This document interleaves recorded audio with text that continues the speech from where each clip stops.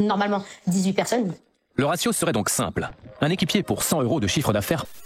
Travailler, aller contre leurs conditions, au final, ils font pas mettre 10. C'est ça partout. Ben oui, et beaucoup aussi dans le service public. Dans le service public, optimisation sociale, c'est ça. Dans le service public, on adore faire ça. On peut réduire les coûts et dire oh là là. Ah ouais, là ça m'a donné. J'ai bossé 1 an au McDo et j'ai kiffé l'expérience, c'est un travail comme un autre. Ni plus compliqué ni plus facile. Par contre, j'ai vu des gens dans l'équipe se plaindre à longueur de journée pour tout et n'importe quoi, ça a râlé parce qu'il fallait se laver les mains, parce qu'il fallait nettoyer la cuisine, bref, parce qu'il fallait bosser. Bah c'est bien, ton expérience s'est bien passée, il y a plein de gens qui se traumatisent à la vie. Tant mieux pour toi en vrai. Ça vous dit? Élise Lucet qui va gank McDonald's. McDo, il nous manipule dès l'enfance, c'est ça le problème. Les gens, y a pas de McDo en Corse. J'ai grandi sans McDo. Sauf sur la route des vacances à Noël.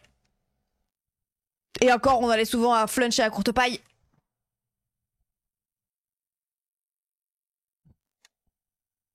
McDo en PB, est-ce qu'il y a Burger King? Oui, mais depuis 2020. En 2016, allez, 2015, il y a eu Quick. Ensuite, il y a eu KFC, genre en 2019. Et en 2020-21, il y a eu Burger King. Du coup, j'y ai jamais mangé. Et voilà. 2020 à Porto Vecchio pour le Burger King, ouais, j'imagine. Non. Bon, Courtepaille se tire de bourgeoisie. Alors, sur la route des vacances, ça nous est déjà arrivé de nous arrêter au Buffalo Grill aussi, hein, pour vous lire. McDo raciste des Corses, non, c'est plutôt l'inverse. Je crois qu'ils ont déjà plusieurs fois essayé de s'implémenter. Mais que, en fait, ça représente beaucoup trop le capitalisme, McDonald's, et l'impérialisme. Et en vrai, il y a une certaine hypocrisie là-dedans. Les Corses n'ont jamais voulu se faire envahir par la junk food, McDo, etc., etc. Et au final, ils ont accepté de KFC, Burger King et tout. Mais McDo, il y a un truc de symbolique, je crois. La Corse est anticapitaliste? Pas du tout. Non. Tout ce que je dis, c'est que McDo, c'est que ça donne la débâcle et que ça fait transpirer. Bah après, les gens, oubliez pas qu'en Corse, il n'y a pas McDo. Y a pas Ikea. Y a pas... Oui, si y a les thunes, ça va arriver, mais en fait, ça leur donne pas non plus trop envie de venir. Y a pas Ikea. Y a pas... Pas quoi d'autre? Y a pas l'eau? Non, bah si, y a de l'eau, oui. Y a Internet, y a la fibre, y a l'eau. Préférez votre vin jambon à 100 balles le kilo, ouais, bah ça a OP, quoi. Vous avez Noël. Y a pas Starbucks, y a pas Lidl, ouais. Pas Internet. Oh, vous êtes insupportable. Five Guys, ou non, mais Five Guys, les gens, c'est que dans les grandes villes en France. Si vous avez $1 à dépenser dans le marketing, dépensez-le sur les enfants. Y a pas Uber Eats, ouais, y a pas Uber Eats aussi. Enfin, nous, à Bigoul, en tout cas, y a Uber Eats pour Pôle. Y a le Pôle. Tu peux avoir le Pôle, c'est tout. Et encore, je suis pas sûre qu'ils livrent. Y a jamais de livreur.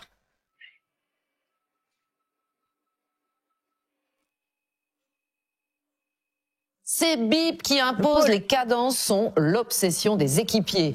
Une de nos journalistes s'est faite embaucher dans un restaurant du groupe. Oh, c'est intéressant. Ils ont même interviewé une manager pour savoir comment elle en arrive à être. On m'a appris à faire.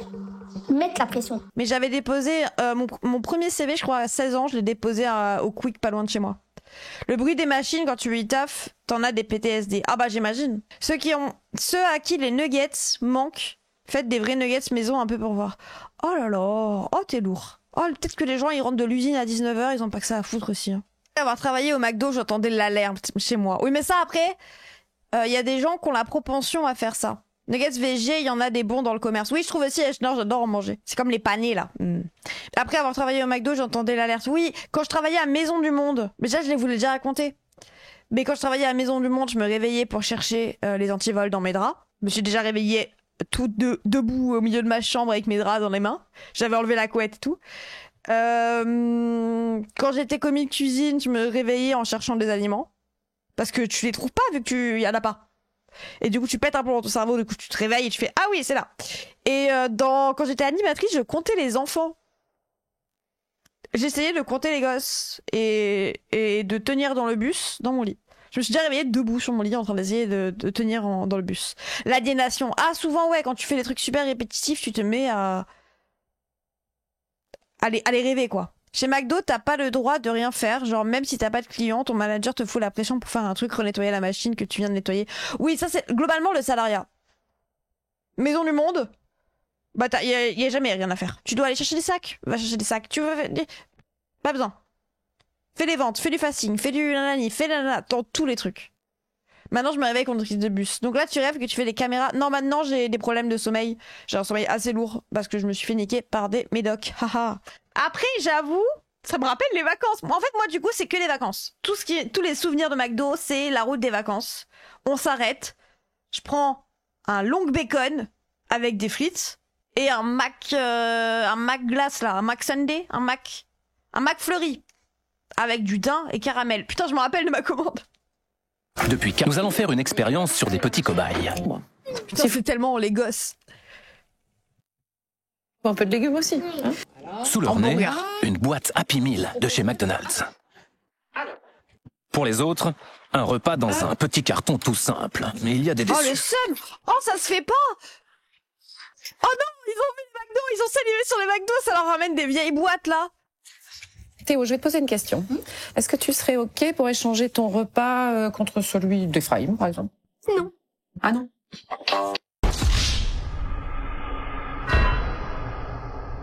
Vous allez goûter les deux. Et vous... Ah, ok, non, c'est pas du McDo. Ils vont rien retenir du tout. Bah oui. Si tu vas pas leur expliquer à 6 ans que regarde, tu es attiré par la boîte et tu reconnais que c'est McDo juste à la boîte et que du coup ça joue sur un biais, mange le jouet, joue avec la nourriture. Allez, c'est parti. Vous allez me dire ce que vous en pensez. Les enfants sont donc en train Oh, c'est précis de fou. de manger, sans le savoir, 2 fois la même chose. Est-ce qu'ils vont vraiment trouver ça moins bon? C'est le moment du verdict. Les enfants auront-ils décelé une différence de goût entre les 2 repas?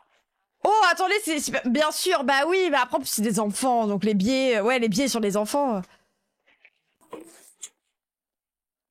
Alors, Quand j'ai goûté les nuggets de boîte, j'avais l'impression de manger la même chose. ah bon?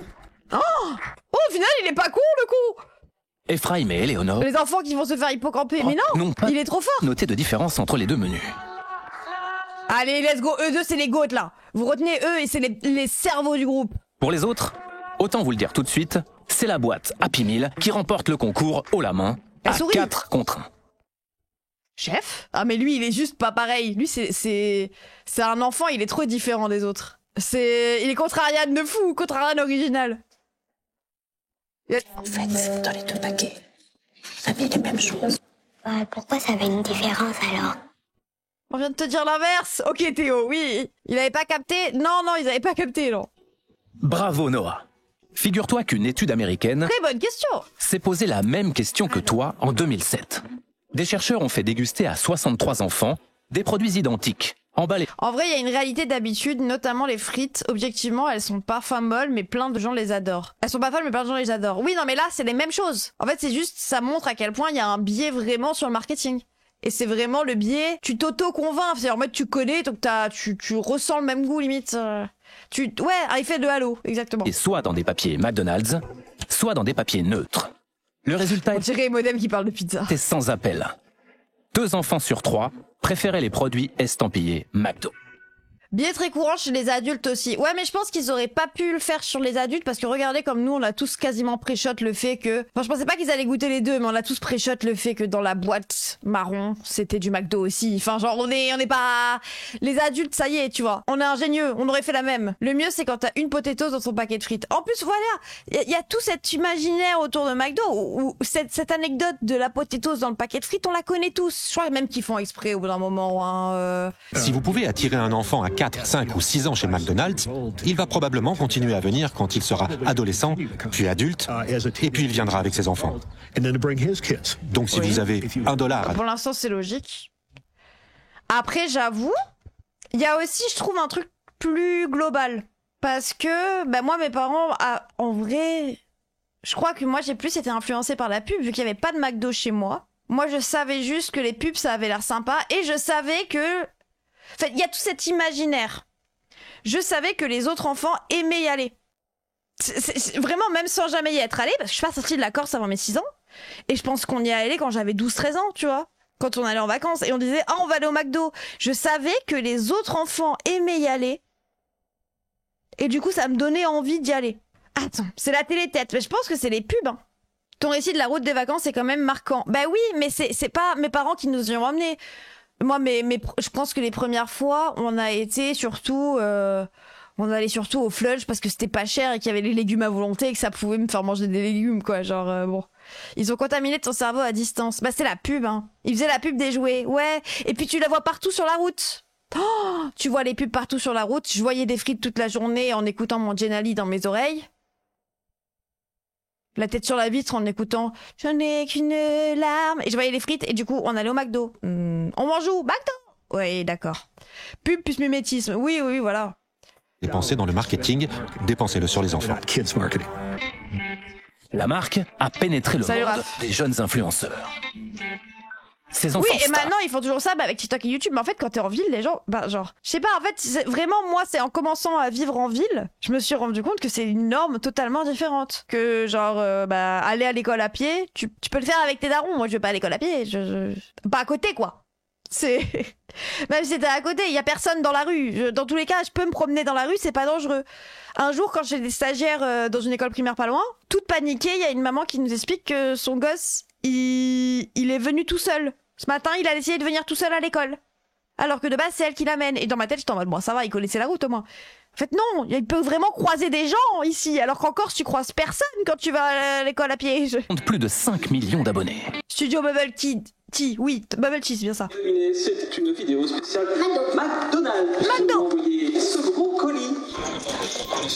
McDonald's a envoyé 7 colis à chacune des deux familles juste pour l'année 2017. Studio Bubble Tea, c'est son de baiser. Oui, je me rappelle, il y avait une vidéo de la petite qui se faisait mal et qui se mettait... Il y avait un truc, un jouet, elle jouait avec et ça lui revient dans l'œil. Elle se met à chialer et le gosse, le daron, zoome sur sa tête. Et il bouge pas, il dit ça va Calice, ça va et il zoome et tu sens qu'il reste derrière la caméra en train de toucher son zoom. Bref, dingue que ce soit autorisé ces chaînes. Oui, au début c'était, il y avait aucune législation dessus et au final ils ont fini par par un peu encadrer le truc où tu dois garder l'argent sur un compte bloqué pour le gosse quand il sera majeur. En langage publicitaire, cela s'appelle du placement de produits. Et dans ces cas-là, vous les rémunérez? Ça dépend. Ça dépend du contrat qui est signé avec eux. Et j'ai compris. D'accord. Merci. Julien Tartaglia est spécialiste des neurosciences et du marketing. Et on va rentrer dans le bureau et normalement, il y a Souren.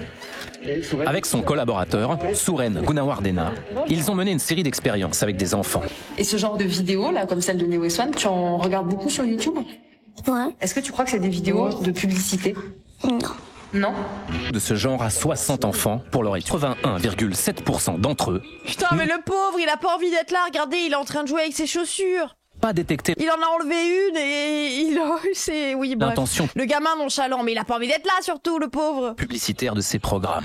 Oui, même des grands darons peuvent ne pas comprendre. Et moi, je leur en veux pas en vrai. Genre vraiment, je demande pas à ma daronne d'apprendre tous les biais marketing, etc. Genre Bichette, quand elle rentre du taf, elle regarde la télé, puis c'est tout. Hein. Laissez-la poser son cerveau de temps en temps. Elle serait aussi beaucoup moins coûteuse pour McDonald's. Dis-lui Comparons les deux. D'un côté, lui. la télévision. Selon McDonald's, la production d'un spot publicitaire peut leur coûter entre 200 et 600 000 euros. Rapporté. De l'autre côté, allez, un bon 50 euros pour une vidéo qui sera vue plus de 2 millions de fois. Depuis, ils affirment ne plus avoir recours au placement de produits chez les influenceurs de moins de 17 ans. Oh, j'étais en mode... Mais il y a plus grand chose comme influenceur. Ah si, peut-être qu'il y a des influenceurs de moins de 17 ans sur des réseaux qu'on regarde pas. Genre sur TikTok, parce qu'il doit y avoir un TikTok avec des... Enfin, il doit y avoir un algorithme enfant. Pas que tu programmes, mais genre je pense qu'il y a des enfants qui regardent TikTok et... Snap, ouais peut-être Snap. Et encore Snap, je pense que c'est plus ado. Ado et Insta, ouais plutôt Insta. Hein. Insta et TikTok pour moi je pense. Hein. Énormément sur Snap. Non, Snap c'est les ados et les gens issus des quartiers populaires. Enfin chez moi, Snap c'est normal. Enfin moi quand je vois qu'il y a des gens qui disent oh, il y a encore des gens qui utilisent Snapchat. Oui, le quartier populaire. Je comprends pas Snap, je suis old as fuck. Oui, moi, je l'ai eu quand j'avais 12 ans. Et je l'ai encore, en vrai. Hein. Je l'ai encore, mais je l'utilise pas. Et avec mon ex, on parlait que sur Snapchat, je crois, pendant 12 ans. Tu te fais interdire de postuler quand t'as un enfant sur TikTok. 12 ans, Snap, bah c'est sorti quand j'avais 14-15 ans, ouais. Donc, non, c'est sorti quand j'avais 12-13 ans, donc ouais. Parce qu'au début, on savait pas ce que c'était. Donc, on a juste téléchargé. Snap, c'est pour les maîtresses. Non, les gens, vous vous rendez pas compte. Hein. Juste, vous êtes pas... McDonald's porte une attention particulière à la qualité nutritionnelle des produits proposés aux enfants. Formidable. Vous ne verrez donc pas d'inconvénient à ce qu'on vérifie. Bonjour. Vous êtes Corinne Chiche-Portiche? Absolument. Corinne Chiche-Portiche Voilà, merci le chat. Merci de dire que à 11 ans, à 12 ans, dites bien. est médecin nutritionniste. Oui, je vous ai apporté quelques petites provisions, mais j'ai franchement besoin de vos lumières de nutritionniste, là. On va en parler. On ne peut que féliciter a priori McDo d'avoir intégré, et là on a des fibres. On les a dans les tomates, on les a dans les pommes, on se dit super. Est-ce que pour autant on va avoir un repas qui va être complet pour un enfant? On va regarder la quantité. La quantité de ce repas est insuffisante. Un enfant qui va pas avoir un repas suffisant pour arriver à satiété, il va être content parce qu'il a été chez McDo, il est content parce qu'il a mangé ses nuggets, c'est vraiment des parents vont être contents parce qu'ils ont mangé des tomates et des pommes. C'est ça, mais alors, on risque de payer. C'est où ? Et de le payer cher. Et donc, on a des gamins qui peuvent avoir un goûter un peu trop volumineux. Après, il y a un vrai truc sur la satiété pour les enfants, c'est qu'ils ont vachement beaucoup plus la notion que nous. Et qu'il faudrait arrêter de conditionner le fait de repas, goûter. Il y a des heures pour manger. Parce que c'est ça qui développe énormément les TCA chez les adultes. Parce que quand t'es petit, quand t'as plus faim, t'arrêtes. C'est un vrai truc, hein. Parfois, allez, une fois de temps en temps, tu vas peut-être un peu te forcer à manger la glace parce qu'elle est trop bonne, nanana. Mais souvent, quand t'as plus faim, t'arrêtes. Hein. Vraiment, pour l'observer sur mes nièces, dont je m'occupe, etc. Vraiment, un enfant qui n'a plus faim, tu ne le fais pas manger, en fait. Voilà le sucre. Ouais, et encore, c'est vraiment une fois de temps en temps parce qu'il y a sa glace, quoi. Nanana. Ah oui, vraiment. J'ai 2 gamines et je suis pas convaincue. Oui, si vous avez éduqué vos enfants dans l'idée, et comme on fait avec mes nièces, hein, je vous rassure, mais si vous avez éduqué vos enfants en mode on mange à telle heure, il y a le goûter, il y a nanani, bien évidemment, au bout d'un moment, il va toujours avoir envie d'un goûter. Au bout d'un moment, oui, c'est ancré en fait. On l'ancre très vite, hein, ce rapport à la bouffe il y a des heures, il y a des... Oui. Cheeseburger. Mais oui, mais dans la même matrice en fait. Bah, il y a l'école. Mais oui, mais je suis d'accord avec vous que c'est pas que votre faute, et je dis pas que c'est votre faute. Analysés par un laboratoire certifié. À la fin, nous avons su au microgramme près tous les nutriments qui s'y trouvaient. On regarde ensemble les résultats des analyses et là on voit fer. Donc on voit 1,2 mg pour 113 grammes. 113 grammes. Qui est le poids du cheeseburger. Voilà. Au dîner. Oui. Ce qui est pour présenter une bonne... Mais madame, on mange pas McDo tous les jours, tous les repas et tous les... Cet angle est éclaté, je trouve. McDo, c'est du plaisir. Les parents s'en battent les couilles que la viande n'est pas assez remplie de fer. Oui. Enfin, c'est bien ça, si on mange pas au McDo à chaque repas, quoi. Répartition. Bah là, on en est loin quand même, non ? Et bah là, oui, non, on est à 1,2 mg, ce qui est largement insuffisant. Ah, il y a peut-être une solution. Un cheeseburger. 2 cheeseburgers. Même chez moi, c'est tellement profondément ancré qu'aujourd'hui, à 21 ans, je prends encore des goûters à 16h. Je vais pas bien si j'ai pas ma petite sucrerie. Mais moi, c'est l'autisme aussi qui fait que je mange mon repas du midi à telle heure et mon repas du soir à telle heure. Mais ouais, ça s'ancre très vite. Après, moi, c'est comme quand j'ai arrêté de prendre des petits-déj. Vraiment, mes darons, au début, ils étaient vexés, quoi. Tu prends pas de petit-déj.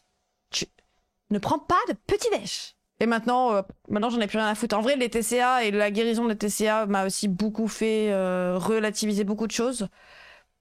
Et je mange mes 2 repas par jour, mais je m'en fous un peu des heures aussi. Après, ma routine de tis fait que souvent c'est la même chose. Repas le plus important, le petit-déj. Oh, non. Vraiment pas, hein. Ça, c'est... Tu prends pas le petit déjeuner, mais comme 60% des gens... Allô Le lobby des céréales qui a inventé ça. Je sais pas si ce soit forcément le lobby des céréales, mais il y a vraiment un truc. Le petit-déj n'est pas le repas le plus important ou quoi. Genre, ça peut être votre repas préféré, ça peut être le moment où vous avez le plus, vous, individuellement besoin de manger, mais je ne prends pas de petit-déj depuis... C'est le lobby du lait. Ouais, voilà, vous dites tous un lobby différent. Un lobby des céréales, lobby du lait, mais sachez que, vraiment... C'est pas... Petit-déj à 16h. Mais vraiment, moi, je n'ai jamais mangé... Enfin, si, quand j'étais petite, je mangeais des petits-déj. Parce que c'était le truc qu'on faisait en famille. Puis ensuite, c'est devenu un café. Puis c'est jamais revenu parce que j'aime pas ça, quoi. J'ai pas faim quand je me réveille. Je me sens brassée. Je me sens pas bien. J'ai mal au ventre. L'angle est bizarre. C'est comme si tu faisais un gâteau et que la meuf est là en mode... T'as explosé ton taux de glucides. Oui, venez, on regarde pas ça. En plus, c'est trigger de fou. Là, cette partie, elle saute. La nutritionniste, ça m'a sauté. Nous avons recueilli des témoignages d'employés qui décrivent une réalité sociale bien moins appétissante. Des conditions de travail peu reluisantes. Désormais, les toilettes sont fermées à clé et il faut demander l'autorisation au manager pour J'ai rien dit, j'avais pas compris. y aller. Waouh! Attendez, quoi? Waouh! Code des chiottes sur ticket de caisse. Oui, moi je pensais que c'était ça. Mais en fait, non, c'est même les employés. Oh, Pour mieux comprendre les conditions de travail des salariés, une seule solution. Infiltrer chez McDonald's nos meilleurs agents avec... Attends, maman, du coup, je me posais la question. Est-ce que quand j'étais petite, c'est venu de nous le fait... Est-ce que c'est venu de nous, les enfants? Est-ce que quand j'étais petite, c'est tes enfants, moi et mes sœurs, qui ont fait qu'on s'est retrouvés à aller au McDo sur la route des vacances, à chaque fois? Est-ce que c'est venu de nous? Ou est-ce que c'est vous aussi, vous pensiez que ça nous ferait plaisir et vous l'avez fait la première fois et après c'est devenu nous qui demandions? Enfin, comment on a connu McDo? C'est ça que... Pour vous faire plaisir. Donc c'est venu de vous. Waouh, mauvais moment. Mauvaise maman. Pas du tout. Mais oui, mais comment ça... Enfin, oui. Mais alors pourquoi on est allé au Buffalo Grill après? Comment on a fini par changer? Ça dépendait l'heure à laquelle on croisait des trucs. Je sais pas. Oui, la pub. N'oubliez pas qu'ils sont les premiers recruteurs de France, c'est Great Place to Work. Oui, et puis tu peux maltraiter les gens vu que s'ils démissionnent, au pire t'en as d'autres, quoi. Comment ce franchisé McDonald's va-t-il s'y prendre pour lui faire signer un contrat qui ne respecte pas le code du travail? Équipée d'une caméra cachée, Rebecca est reçue par l'assistante administrative du restaurant. Bonjour. Visiblement, elle est au courant qu'elle propose une durée de travail sous le... On faisait un vote. C'est vrai. Putain, et vu qu'on a un nombre impair, ça marche, basé. minimum légal. Parfait, je te remercie. Normalement, les contrats doivent être d'une valeur de 24 heures minimale. Mais pas de problème, elle a la solution. Rebecca va donc écrire sa demande de dérogation volontaire pour un contrat de 15 heures par semaine. Après une formation théorique de quelques heures, Rebecca est plongée dans le grand bain. Ce qui la frappe immédiatement, c'est le vacarme auquel les employés McDo sont exposés chaque jour. Je travaillais pour Lidl en Suisse en tant que manager régional. Je suis partie au bout de 2 mois. On avait le même système d'exploitation, contrat max, 40%. Mais on demandait d'être dispo sur une plage de 5h du mat à 21h. J'étais en malade. J'en étais malade de traiter les gens comme ça. Ouais, bah oui. En fait, tu te rends même pas compte. Genre, je pense que oui, le manager est aliéné et dans l'idée que, en plus, tu veux protéger le fait que ta position, elle est un peu, enfin, ouais. C'est pas une fonderie non plus, faut se détendre. Ah, les gens, ça a pas l'air très, comme à l'usine, le bruit. Bah après, ça, ouais. Vraie anecdote, je rêvais du brouhaha McDo. Vraie anecdote, je rêvais du brouhaha McDo en partition avec des mélodies dedans. Encore des mois et des mois après avoir quitté McDo. Ah bah ça m'étonne pas. Hein. Le truc te hante à vie, quoi. Ça va pas, hein. Chaque appareil a son propre son. Et chaque... Oui, vous réalisez pas à quel point c'est aliénant de bosser là-bas. Non, mais je crois qu'il y a des gens dans le chat, ils sont... J'ai bossé 10 ans en fonderie, donc tu sais ce que c'est. Oui, mais toi, t'as pas l'air de... Il est en train de te dire qu'il est en train de... Enfin, oui, tu te rends pas compte, je pense, mais c'est pas grave. On donne un ordre aux équipiers. Ouais, personne te demande de faire une hiérarchie des aliénations, surtout dans des métiers que t'es payé aussi mal, hein, bref. Mais c'est pas grave, c'est pas grave. Nous allons vous traduire tout ça en langage humain.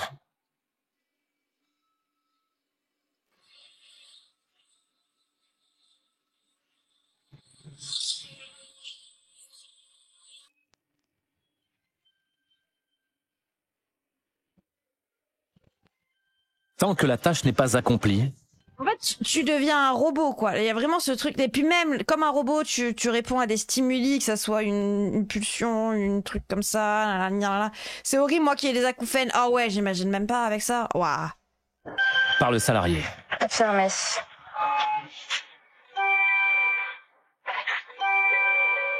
C'est la hantise des équipiers McDonald's. C'est que moi, je l'ai dans la tête, même chez moi maintenant. Ah ouais? Ah ouais, non, mais au bout d'un moment, enfin, moi, il fallait qu'il boule. Ah ouais, là, ça m'a donné mal. J'ai bossé 1 an au McDo et j'ai kiffé l'expérience. C'est un travail comme un autre. Ni plus compliqué, ni plus facile. Par contre, j'ai vu des gens dans l'équipe se plaindre à longueur de journée pour tout et n'importe quoi. Ça a râlé parce qu'il fallait se laver les mains, parce qu'il fallait nettoyer la cuisine, bref, parce qu'il fallait bosser. Bah, c'est bien, ton expérience s'est bien passée. Il y a plein de gens qui se traumatisés à vie.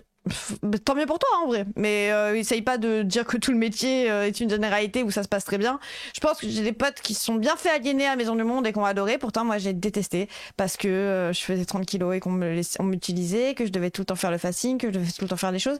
Et en même temps, parce que j'ai dû accepter des heures sup non payées, parce que... Enfin, oui. Mais après, force à toi, hein, mais ne fais pas de ton cas une généralité, s'il te plaît. Alors que tous les salariés travaillent à une cadence très élevée, il y a un problème. Ça fait 40 minutes, là, c'est des 62. Bon, je vais demander. Merci. Au point de perdre patience et de s'énerver contre les salariés. Ouais. Vous pouvez pas mettre 45 minutes pour sortir une commande McDo, c'est pas possible. Oui, mais je fais ce que je peux avec les commandes que j'ai là, monsieur, je vais regarder après, mais là, je demande pour...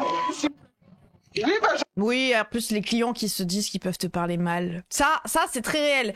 L'idéologie, le client est roi, faut vraiment abolir ça. Hein. Ça a donné trop de puissance à des clients qui pensent vraiment qu'ils peuvent tout se permettre, quoi. C'est une dinguerie, hein. Les clients qui gueulent, envie de les... Ah, vraiment, t'as envie de passer de l'autre côté et de leur dire, mais frérot, en fait, je suis payé un SMIC. Tu crois vraiment que je te dois des choses? Si tu n'es pas content, va dans la cuisine, hein. Je suis payé un SMIC, c'est pas pour travailler plus. Nous sommes plus en monarchie. Ah ouais, le client n'est pas roi, hein. Les rois, on les décapite chez nous, hein. Clara est directrice adjointe dans le restaurant d'une autre franchise McDo. Elle y travaille depuis plus de 20 ans. C'est elle qui gère les plannings. Elle accepte de nous raconter le système, à condition de rester anonyme. Il faut savoir que McDo, au-delà de ce qu'on peut penser, il a de très bons outils de travail. On va lui rentrer des données. On va prendre des données de l'année dernière. Voilà, le logiciel, il va nous dire, voilà, l'année dernière, t'as fait tant. Moi, aujourd'hui, je te propose tant d'équipiers. Un équipier est censé vous rapporter 100 €. S'il y a 1800 €, il faut que vous ayez au minimum, normalement, 18 personnes. Le ratio serait donc simple. Un équipier pour 100 € de chiffre d'affaires prévu par heure. Ce que nous ont confirmé plusieurs managers. Sauf que ce ratio ne serait pas toujours respecté. Il faut que vous soyez productif. Voilà, moi, si je voulais trop staffer, on me disait, qu'est-ce que tu fais? Là, c'est trop. Tu me reprends les plannings et tu coupes. Tu coupes les plannings. Tu coupes, ça veut dire t'enlèves des gens? T'enlèves des gens. Et puis les 14, ils vont travailler sur travailler parce qu'ils vont avoir des clients qui leur crient dessus. Et puis au final, peut-être qu'on peut passer à 12. Et puis ils vont sur travailler, aller contre leurs conditions. Au final, peut-être qu'on peut en mettre 10. C'est ça partout. Ben oui. Et beaucoup aussi dans le service public. Dans le service public, optimisation sociale, c'est ça. Dans le service public, on adore faire ça. On peut réduire les coûts et dire, oh là là, l'État va mal, la dette et tout. Stop se plaindre, c'est un boulot comme un autre. Mais au bout d'un moment, tu profites du capital humain des gens pour que les aides-soignants, ils vont pas laisser un mec dans le caca, littéralement dans le caca, un petit vieux dans le caca en EHPAD, et au lieu de leur pause cigarette, ils vont aller nettoyer le caca. Alors qu'ils voulaient aller faire cette pause cigarette, d'ailleurs c'est leur seule pause. Et au final, ça marche du coup l'hôpital, vu qu'il y a pas de caca à pas nettoyer. Et en même temps, si tu le fais pas, il y a vraiment un vieux qui va rester dans son caca. Donc t'es obligé de le faire, parce que ton facteur humain, il te donne envie de le faire. Alors que tu pourrais prendre ta pause. Ouais, bolchevique. Hein. Ça apporte quoi en PIB de nettoyer le caca? Surtout sur ton heure de pause. Et surtout que ça enlève le message comme quoi, il y a des problèmes d'effectifs. Il nous faut plus de gens. L'hôpital fonctionne au final. Ma conjointe qui travaille en EHPAD, et elles sont 2 pour 40 résidents, une honte. Ah ouais. L'associatif, la béquille, etc. Oui, c'est pareil pour l'associatif. J'ai l'honnêteté de dire, et je vous l'ai dit, je m'en cacherai pas, j'ai eu un management même agressif, oui. C'est ce qu'on m'a appris à faire, mettre la pression. Un équipier à qui tu mets pas la pression, un équipier qui n'a pas peur de toi, il ne te respecte pas. Il m'est déjà arrivé de hurler. On y va là, dépêche-toi, tu leur mets cette pression permanente. On a des pleurs, des cris, t'as des filles, tu t'embrouilles, tu te fous une telle pression à toi-même que t'as cette angoisse permanente qui te crispé tout le rush. T'as un cerveau et tu peux faire des choix aussi, c'est trop simple. Comment tu peux dire ça, mon ref? Et les meufs qui ont accepté de coucher avec Darmanin pour un appartement, je suis en bloc. C'est bon, elles ont un cerveau, quoi. Elles auraient dû dire non, c'est bon, tu peux dire non, non? Allô? Je parle de la technique de management, mais tu connais l'aliénation? Encore un libéral qui s'est paumé, vraiment, hein. Ah, ça me... La personne déconnectée, vraiment, hein, ça se voit que bon... C'est pas parce qu'on t'a traité comme une merde que tu dois traiter tout le monde comme une merde. Mais tu connais, les gens sont aliénés même dans le rôle de manager. Oui, force à Watt, hein, si tu n'as même pas l'air de comprendre. En fait, le problème, c'est pas les gens qui arrivent à être manager et qui gagnent 2000 balles, qui doivent nourrir leurs enfants à la fin du mois et qui restent dans cette position de manager à devoir avoir la pression du chiffre et à devoir gérer leurs équipes en boucle et à s'énerver sur leurs équipes parce qu'ils sont sous pression eux-mêmes de leur hiérarchie et qui veulent pas retourner à un emploi salarié au SMIC parce que ils ont des enfants à nourrir et qui du coup se mettent la pression aussi et qui du coup vont mal parler à des gens. C'est pas eux le problème, c'est peut-être plus haut, c'est peut-être, je sais pas, réfléchis en fait. Bref, ça va taper sur le manager. Vraiment le problème il est pas là, c'est pas l'employé, c'est pas le manager, le problème il est là. Hein. Faut vraiment apprendre à taper au-dessus. Hein. Elles m'ont tombé parce que la file d'attente était beaucoup. Un collègue chef d'équipe dans une boîte ITT s'est fait engueuler par les chefs car tous les collègues l'aimaient bien et que le manager doit être détesté pour eux. Ouais, vraiment. Hein. Après avoir réentendu, je comprends qu'il y a un aspect individuel, mais il omet le système qui pousse le manager à être maltraitant. Oui, mais c'est surtout de dire que il devrait réfléchir, c'est pas c'est bon, au bout d'un moment t'as des volontés, oui, sauf qu'on est dans des structures en fait. C'est que parfois la volonté elle est aliénée, la volonté s'efface sous l'aliénation. Parce que si t'es pas le bon manager, la hiérarchie attend de toi, c'est-à-dire le manager qui maltraite les gens, tu te fais virer. Le manager, c'est un prolo que les capitalistes ont extrait de sa situation légèrement mieux pour qu'ils s'en prennent tous sur la gueule. Oui, alors bien évidemment, tu peux shame l'individu. Et moi, j'en voudrais pas aux employés qui insultent leur manager. Mais d'un point de vue extérieur, dans un chat de gauchistes, au bout d'un moment, t'es pas censé avoir cette réflexion non plus, quoi. Bon, après, force à Watt, hein. Au cours de notre enquête, nous avons contacté une trentaine de salariés. C'est littéralement du travail à la chaîne. C'est l'usine, hein. Ce que je vous propose, est-ce que ça vous va si on fait la suite demain ?